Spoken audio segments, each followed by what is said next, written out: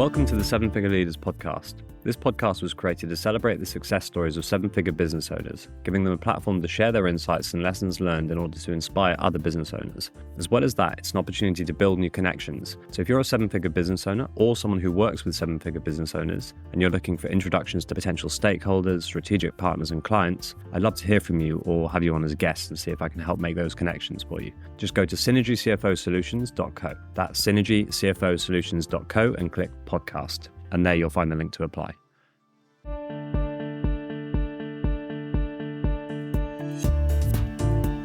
Okay, so we are live. So I'm talking today to Jimmy Scott, the founder and one of the managing directors of Koy Clothing. So welcome, Jimmy.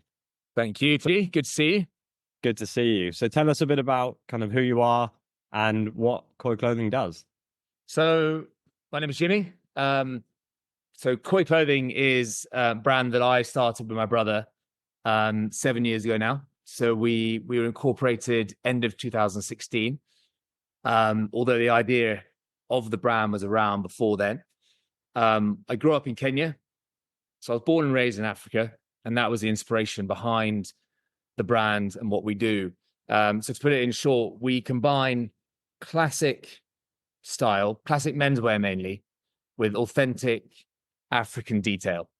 And because I grew up there, but also went to school, university in the UK, the two worlds that I was brought up in and with my brother, we wanted to combine the two and create an affordable luxury brand that gives back to where we grew up and helps give back to the continent that we love so much in the process. Okay, great. So how does all that work, and where did the idea and the inspiration actually come from? So there's a fabric called kikoy, which is it's an authentic Kenyan fabric. It's a stunning, iconic East African sort of cotton, but the way it's woven and the colors it has, if you've ever been to Kenya, you would have come across it. So the locals use it for, it can be home decor or to carry their babies on their backs, or it's very, very versatile fabric, but it's stunning. And then over the years, tourists have been going to Kenya, and we've seen many tourists, come out and visit. They've fallen in love with this fabric. But they've used it for beach wear, sarongs on the beach, holidays, that sort of thing, scarves. But no one ever in the past has used it as a premium garment and combine it with an actual luxury brand.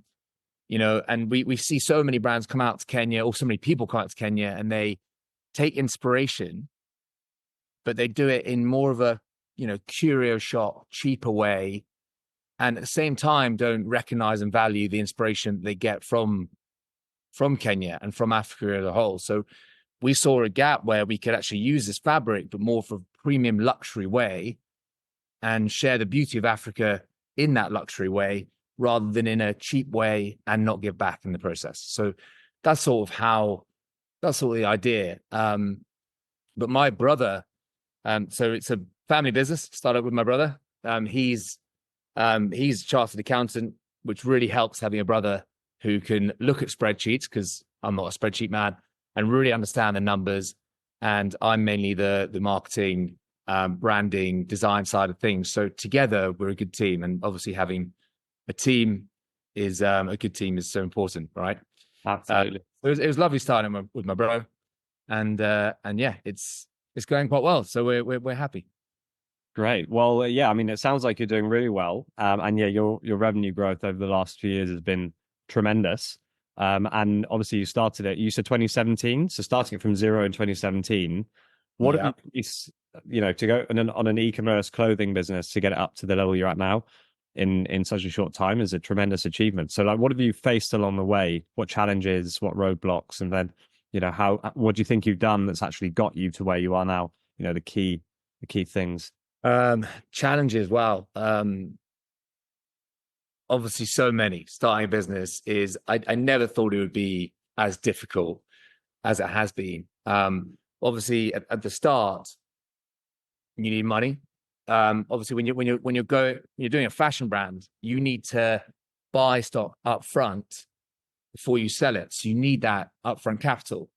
right? Which we never had, but we put all of our savings initially, which I think was our bit our christening money, bit of whatever, but I think it was about £9,000 between us that we'd saved, in it, like up to the point where we could put that into our first batch of blazers. And we didn't stripe Kenyan kikoy blazers, but we were new into an industry. So the challenges of going to an industry we didn't really know the ins and outs was the mistakes you make at the beginning were crazy. I mean, we didn't realize, for one, quite a funny story, is the kikoy fabric, when it gets wet, it shrinks. Little things like this, right? And that's, so we made these beautiful, nice fitting blazers, but they were made in Kenya at the time, actually, when we first started. We flew them over to UK, and the idea was to sell them and then make more, and we're gonna go big. Let's do it. Yeah. We sold our first batch of blazers, and that point to friends and friends of friends and stuff like that. And what we didn't realize is that actually when it rained, they shrunk, and had lining, so the lining would come out. It was like, and obviously, I don't like to say that because it shows not the best quality product, but that was such early days, and you have to learn from that. And doing it ourselves made us really learn. And we took the hit, and we're like, oh God, okay, now we need to really figure this out, how to make high quality product. So we found a way to then, now we pre-shrink the fabric before it's made, so it doesn't shrink when it's actually as a garment. All those things you overcome. And because we did it all ourselves, we've learnt from our mistakes. But making those mistakes obviously make you better in the future. Raising money was a very interesting time for us. So we actually got investment from a hedge fund to begin with. And so we both had full-time jobs. So this was a massive challenge because we were trying to launch a business while having full-time jobs. So, we go to the office from 9 to 5, 9 to 6, say. So we were doing, 2 hours before, 2 hours after every day, trying to launch something without much cash. But my previous job before this was, I was marketing manager for a private members club in London. And I remember there was a random Friday where I got an email from CNBC. Do you know the broadcasting company in the US? Yeah. Random email. And this was a lesson I learned as well, is never ignore something. Just always try and look for an opportunity in everything you get, because this changed my life, genuinely changed my life. Well, this random email saying, do any of your members have a startup business that they'd like to apply for a TV show? And it was called Pop-Up Startup. And it was sponsored by Alibaba.com. Do you know Alibaba? Yeah. Obviously, huge in manufacturer sourcing and everything, mainly in the Far East. So they said, do you have any members that would like to apply for our show? And I was just there on a Friday, actually a bit hungover because, I was 25, happened to have a mate's birthday night before. And I just went, you know what, I'm going to just be bold here and go and email back saying, yes, I have a business on the side. And it's going to be the next biggest clothing brand. So they're like, oh, we'd love to talk to you. Before I know it, 2 weeks later, I was pitching the brand on TV to judges, a panel of judges. And then they flew me out to China and gave me £20,000 of seed money to get a first batch of product made, bring it back, do a pop-up. And the whole TV show was, you go out to China, you get some product, you come back, you show the judges what you've created, and you hopefully win some money. I didn't win, but the process taught me so much. And then we actually, my episode went out to 17 million people watched it. Wow. And it was actually on Emirates. So you could watch it on Emirates. And obviously a lot of business people fly Emirates. So we actually got a lot of investment. We got a lot of investment interest from the show going out. And one happened to be a hedge fund owner in London who said, I'd love to meet you guys. And then that's sort of how we overcame the initial funding part. Mm-hmm. So you got the funding in, and we're like, okay, we're ready to go. Like, we can quit our full-time jobs and we're going to be millionaires. Obviously, it's not that easy. So we got all this money and said, right, we can be a premium brand now. Let's do a photo shoot for £8,000 in Kenya. Let's fly models out. Let's do all this. Let's make this big show. What we didn't realize was actually we didn't have the experience, or the customer base, or the established brand yet to actually become to that premium brand that we wanted. So we spent all this money, quit our full-time jobs. And before we knew it, we were out of the money. Well, we were losing the money and we needed to raise more. So actually what I learned from that is I probably would have stayed in a full-time job longer and grafted longer and not spent that money. And I probably would have taken my time more. I would have said, right, let's go, let's just breathe here. Let's take a step back. You don't need to do an £8,000 photo shoot to try and look like a certain brand. You can just, you can take your time a bit more and perfect the product. I think the product quality was the key that we didn't actually have nailed down at the time. So we had to raise more money, which we did. And we did crowdfunding, which was another challenge that we overcame. And just doing it ourselves over the years has made us learn so much. Wow. Okay. I don't know if that answered your questions, but yeah, it's a huge amount there. So those earlier problems that you came across with things like cash flow, you partly solved those with the external investment from the investors. Do you still have problems with cash flow, or how do you manage the finances? Obviously, your brother's an accountant, but how do you manage cash flow issues, for example, at the moment or now? I think you always have cash flow issues because it's controlling the stock, obviously, and with fashion you have quite a lot of variance in sizes, for example, with the product. So say you order 200 shirts, you can sell out of a lot of the best selling sizes, but you're still left with a lot of product there, right? Yeah.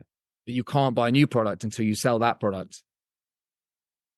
So everyone's like, well, why don't you just discount that product? The problem is then you're like, if you discount that product, you're now devaluing your brand. So where's the balance there?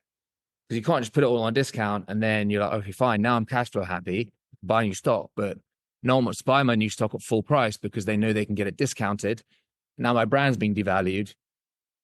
It's catch-22, isn't it? It's catch-22. Yeah. That's a really tough thing to get over. So over the years, I think we learned to start small if we can. So the minimums, buy minimums, even if you sell out quickly and you said, I could have ordered more and sold more, you have the cash flow and you're still in business. And the anticipation of people knowing that your product sells out creates demand, right? So they're going to now, when it comes in next time, they're going to buy it because they know it's going to go out of stock. So it's never a bad thing to be sold out. It's a good thing, actually, mentally, if you think about it. So what we've started to do is have the things that we know are going to sell out, boom, our best-selling products, we'll order a bit more.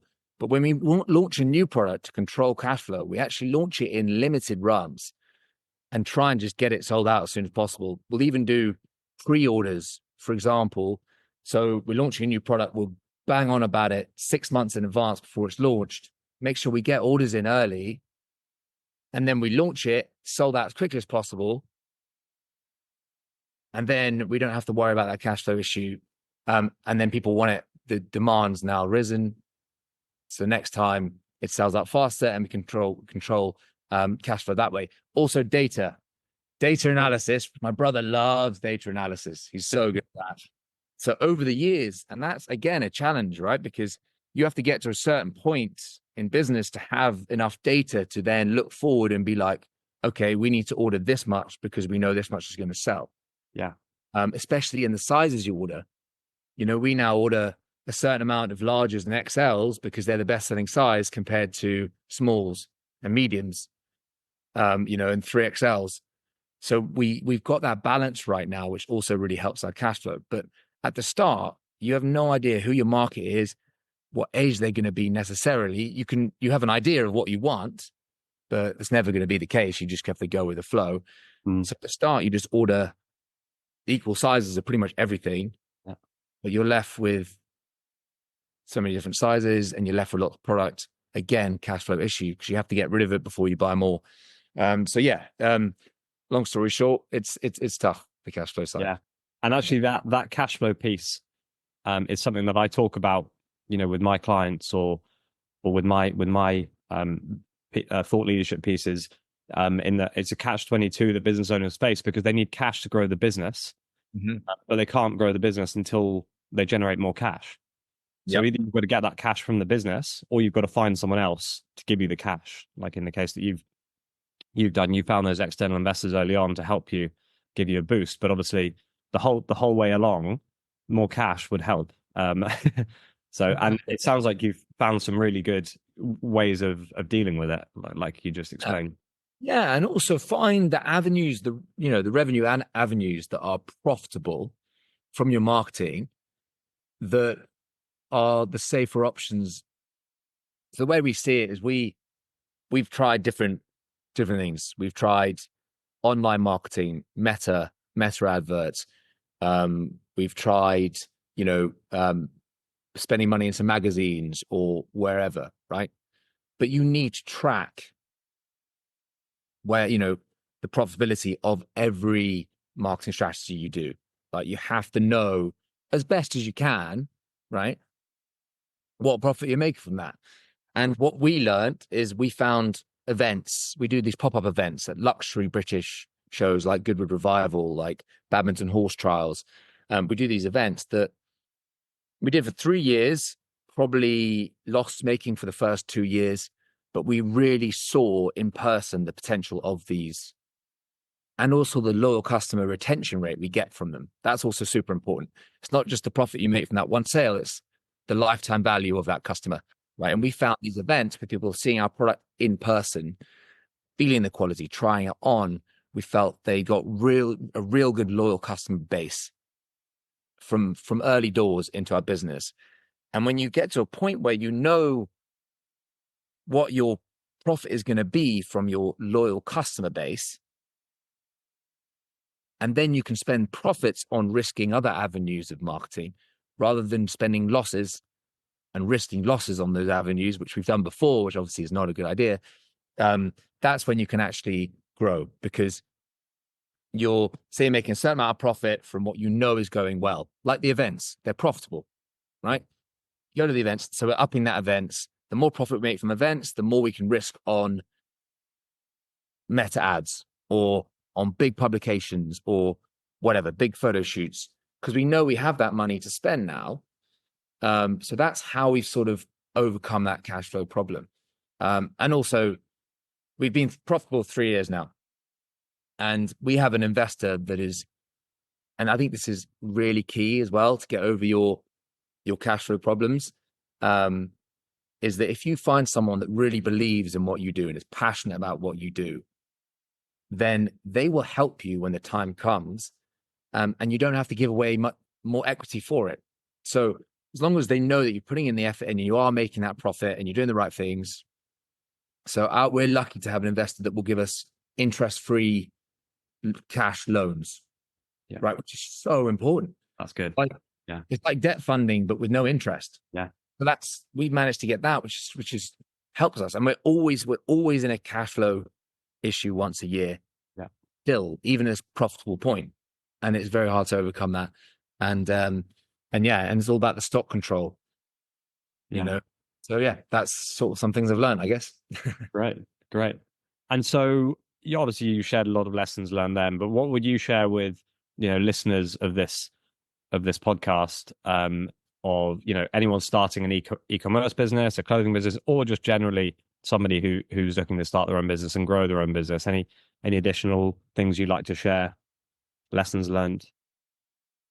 Yep, I would definitely say don't grow your team too early as well. I'd say focus on what you're good at, yes. And if you need to hire someone who's better at you at certain things, go freelance. Don't bring someone full into the business. We've done this before. It hits your cash flow more than you know. When you've got a full-time employee on an early stage, the money's not coming in as fast as it's going to go out. Yeah. So I'd say start slow, believe in your product and the product quality, and let that product do the work. And the word of mouth is so important from the beginning. Your brand champions that you get in at the beginning, you don't need to spend loads of money on advertising to get those. You need to just find them, get a few of those people as brand champions buying the product, and it's going to go from there if the product's good enough. So I'd say don't try and expand the team too early. I'd say, what are lessons have I learned? I'd say, yeah, take it simple. So obviously when you're starting a brand, you want to go, right, I want to take over the world. I want to do everything. Yeah. Try so hard to bring it down to simple, right? What are the three things I'm going to do to start off with? Focus on those and get them right, rather than trying to do 100 things and do them all half-heartedly. Yeah. So I'd say, for example, I think even when we launched our brand with 5 different blazers and then we tried to do some shirts pretty soon after that, you know what I would have done instead? I would have got 1 or 2 blazers, right? But I would have done those blazers the best that anyone's ever seen a blazer. I would have gone, right, these are going to be the best quality products anyone's ever seen. I'm going to put everything into these, and I'm just going to get people in these blazers. Yeah. People are going to then wear them and be like, oh my God, this is so nice. I want more.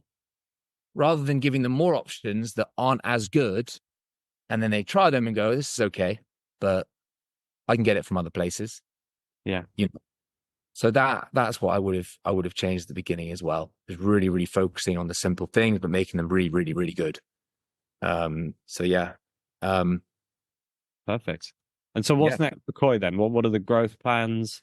What's the long-term vision? So we'll take over the world, obviously. On the club. So we give 20% of profits back to charity projects in Kenya. So far over the years, we've raised £50,000 so far, which is exciting, but obviously it's only just the beginning. And our big goal is that the better we do, the more we give back. And we really want to focus on our story more going forward. And as well as focusing on Kenya, which we currently do. So we have the Kenyan kikoy fabric. Africa as a whole has beautiful fabrics and needs help all over Africa. So one day, this is a big goal, but one day I saw this map of Africa once, and it was a map of Africa, but in the fabrics of African countries. So every country had a different fabric on the map, right? It was a very colorful map. And I was like, oh my God, we use just the kikoy, which was Kenya, but there's Lesotho blanket fabric. There's the West African fabrics that are absolutely stunning. And I was like, well, one day we could do fabrics from all over Africa, take inspiration from all over Africa and give back to all over Africa in the process. We can be the first Polo Ralph Lauren of Africa. Okay. Which is actually take it. Amazing. Yeah. Obviously, it's a big goal. So obviously this podcast is all about helping you build your network, helping our audience build their network as well. So who would you like to meet? In terms of connections, building your network, what would someone that you'd like to get in touch with or get in touch with you look like? Get in touch with. Besides visiting your website and having a browse of the blazers and stuff. No, of course. Okay. Someone we'd employ. Well, someone that you can just connect with who might help you in some way.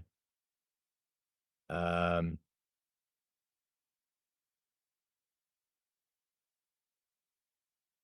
we connect with.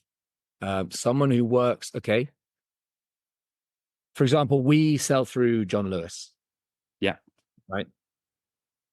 We partner with John Lewis and it's been fantastic, but we want more distributors like John Lewis, like a US version of John Lewis. right? Like Macy's, or I would love to meet someone who, even a buyer or someone who's worked with brands in the US or in the UK, like Harrods, Selfridges, meet someone who works in that space, who has some contacts, and also can teach us how to get our brand with those brands as well, with those companies. So someone who worked in the fashion industry, who has those contacts, I think that would be super important.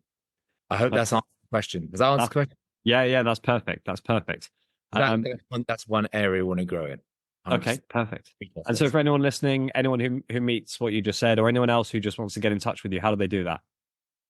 So email me, jimmy@koyclothing.com.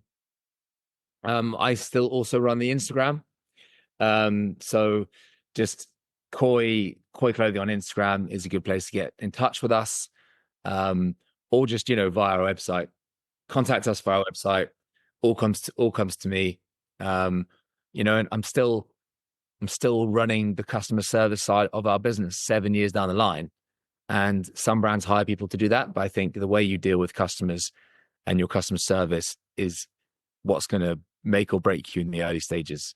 Because any customer, you can turn them into a loyal customer, even if the experience isn't good, by the way you talk to them, by the way you deal with them.